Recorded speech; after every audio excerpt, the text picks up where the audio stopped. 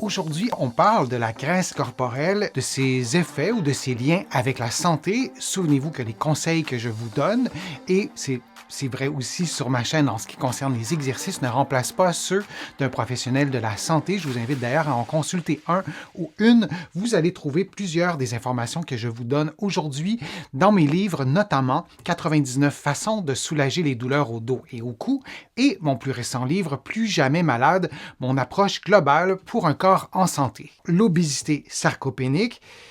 Et aujourd'hui, je vous donne des conseils pour la prévenir et aussi la traiter.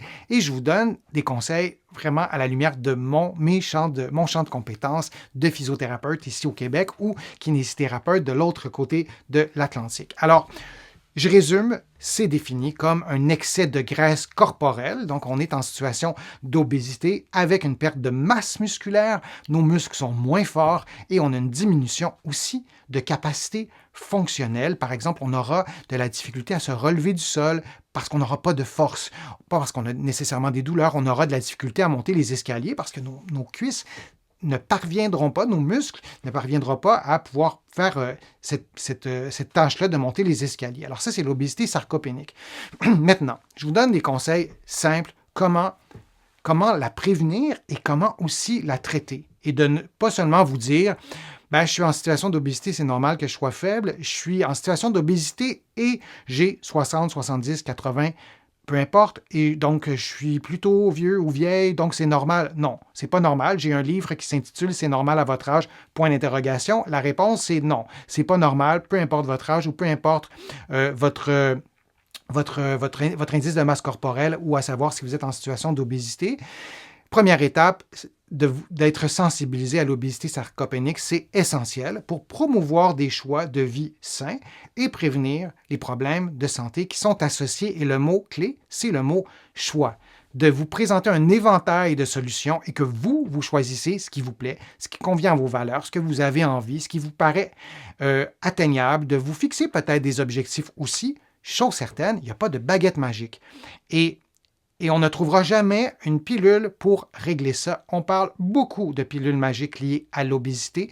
Moi, j'ai beaucoup de problèmes avec cette omniprésence, et je ne vais même pas nommer aucun nom de médicament, à cette omniprésence, même dans les médias, des pilules magiques pour perdre du poids, et on ne parle presque jamais du reste. Et si on veut prévenir et traiter l'obésité sarcopénique, on ne peut pas seulement parler de pilules, et je pense que c'est parfois pas nécessaire de prendre des médicaments pour ça, parce qu'on peut le faire autrement. Je vous donne un autre conseil qui est important pour moi, c'est important de vous le donner, non à la culpabilité. Je vais vous donner d'autres conseils dans les prochaines secondes. Le but, c'est pas de vous culpabiliser. Et parfois, la culpabilité, elle est très forte, elle vient de loin. On est presque conditionné à se sentir coupable dans certains contextes. C'est pas l'objectif du tout, c'est de vous proposer un choix et que vous choisissiez ce qui vous plaît. Donc, on oublie la culpabilité. Un conseil que je vous donne, mesurez l'influence d'un environnement obésogène sur nos choix et nos habitudes. C'est un mot qu'on n'utilise pas souvent, obésogène, mais on vit souvent dans des environnements qui nous incitent à consommer des aliments qui sont très pauvres en valeur nutritive et très riches en calories. On nous incite aussi à faire moins d'activité physique, à utiliser moins le transport actif, et l'environnement autour de nous, il est absolument fondamental.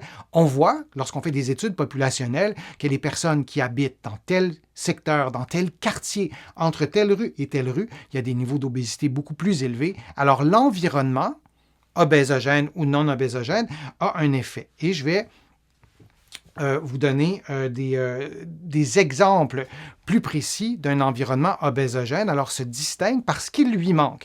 Alors chez vous, est-ce qu'il y a un manque d'accès à une variété d'aliments frais et de qualité? Si vous avez seulement accès à de la malbouffe, par exemple, l'environnement dans lequel vous habitez est peut-être obésogène. Donc, favorise l'obésité ou contribue à une plus grande prévalence de l'obésité. Deuxième point, un déficit d'accès à des espaces verts récréatifs. Ça aussi, ça a été bien démontré. Lorsqu'on n'a pas accès à des endroits où bouger, on bouge moins. Lorsqu'on se déplace en voiture, on travaille en position assise. Si au moment lorsqu'on est chez soi, il n'y a aucun espace où on peut marcher, bouger. Ici, au Québec, il y a des quartiers où il n'y a pas de trottoir. On ne peut pas marcher, on est directement dans la rue. Donc, ce n'est pas ce qu'il y a de plus sécuritaire. Alors là aussi, c'est une question à se poser. Est-ce qu'il y a une insuffisance d'infrastructures favorables à l'exercice physique? Pas seulement les parcs, mais les salles de sport, et il y a plein d'autres éléments. À Montréal, il y a des endroits où il y a des parcs, et l'été, parce que nous, on a l'hiver, mais l'été, on peut s'entraîner, on peut faire des exercices, on peut faire des activités sportives et se socialiser. Il y a plein d'autres avantages. Ça participe, lorsque ces infrastructures-là sont insuffisantes, à un environnement obésogène et une configuration des quartiers qui entrave les déplacements actifs comme la marche ou le vélo. Ce n'est pas un détail de parler de ça. S'il y a 60, 70, 75 et parfois plus, 75% de la population d'un pays, par exemple, c'est le cas du Canada, on est très près de ces chiffres-là, qui sont en situation de surpoids et d'obésité, ce n'est pas parce que il y a 75% de personnes qui n'ont pas de volonté et qui ne font pas attention à leur santé. Ça ne peut pas être ça. C'est absolument trop simpliste. Parfois, on remet sur les épaules de la personne, sur sa responsabilité individuelle, le fait qu'elle soit en situation de surpoids et d'obésité. On a une responsabilité individuelle par rapport à nos choix, par exemple, mais on doit aussi parler de la responsabilité collective et l'environnement dans lequel on vit, et ce n'est pas un détail, a une influence sur la prévalence de l'obésité. Un environnement obésogène se distingue aussi par les éléments qu'on y trouve à profusion, comme source de stress. Le bruit, par exemple, on peut se dire, le bruit, quel est le lien avec l'obésité? Si vous vivez dans un environnement très bruyant et que vous dormez dans un environnement très bruyant, vous allez peut-être moins bien dormir. Et si vous dormez moins bien, la prévalence de l'obésité augmente chez les personnes qui dorment moins bien pour des raisons notamment physiologiques. S'il y a beaucoup de bruit, je vais vous placer la diapo plus grand, s'il y a beaucoup de bruit, de violence, de criminalité, vous allez être exposé à quoi? À des stress chroniques. Le stress chronique augmente la prévalence de l'obésité et de maladies ou de comorbidités associées. Pollution de l'air, c'est lié à l'inflammation chronique. Et par exemple, si vous avez une maladie respiratoire, vous allez probablement moins faire d'activité physique et c'est un autre facteur aussi qui peut augmenter le risque d'obésité, oui. Présence de publicité, d'autres formes de promotion de la malbouffe et de la promotion de la sédentarité. On n'y pense pas, mais on est exposé constamment à des images qui en fait, ne sont pas des images qui sont associées à la santé, notamment à la malbouffe. Mais c'est bien démontré, les personnes qui surconsomment de la malbouffe sont en moins bonne santé, sont plus souvent en situation d'obésité. Et là aussi, l'idée, c'est pas de se culpabiliser, mais cette publicité qu'on voit sans arrêt peut finir par nous convaincre, consciemment ou inconsciemment, on peut même ne plus se rendre compte qu'on la voit, cette publicité-là, que de la malbouffe, c'est bon pour la santé, c'est exactement l'inverse, c'est un fléau de santé publique. Et dernier point, la proximité des établissements de restauration rapide, on est encore dans la malbouffe, et une grande offre de malbouffe. Donc s'il y a juste de la malbouffe et il n'y a pas du tout d'accès à des fruits et des légumes frais, et j'ajoute à un prix abordable, c'est certain qu'on se les procurera moins et on choisira des aliments qui contribuent, qui favorisent l'obésité. Et je termine en vous disant aussi d'en parler vraiment à votre médecin et peut-être qu'il y aura des solutions qui seront peut-être plus faciles à mettre en pratique que vous ne le croyez. Je vous remercie. Je vous remercie d'avoir été là. Je vous remercie de votre participation.